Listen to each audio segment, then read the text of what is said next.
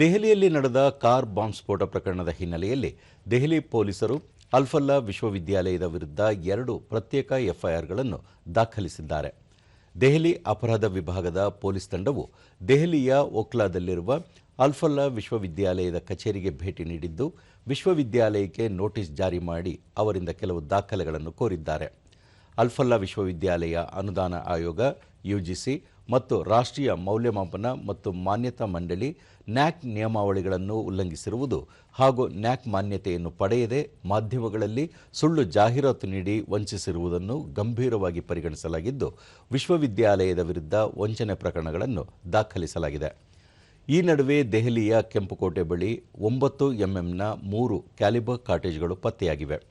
ಪೊಲೀಸರು ಅವುಗಳನ್ನು ವಶಕ್ಕೆ ಪಡೆದು ಪರಿಶೀಲನೆ ನಡೆಸಿದ್ದಾರೆ. ಇವುಗಳಲ್ಲಿ 2 ಸಜೀವ ಗುಂಡುಗಳಾಗಿದ್ದರೆ ಮತ್ತೊಂದು ಖಾಲಿ ಶೆಲ್ ಆಗಿದೆ. 9 ಎಂಎಂ ಕ್ಯಾಲಿಬರ್ ಕಾಟೇಜ್ಗಳನ್ನು ನಾಗರಿಕರ ಬಳಕೆಗೆ ನಿಷೇಧಿಸಲಾಗಿದ್ದು, ಭದ್ರತಾ ಪಡೆಗಳು ಅಥವಾ ವಿಶೇಷ ಅಧಿಕಾರ ಹೊಂದಿರುವ ವ್ಯಕ್ತಿಗಳು ಮಾತ್ರ ಬಳಸಬಹುದಾಗಿದೆ.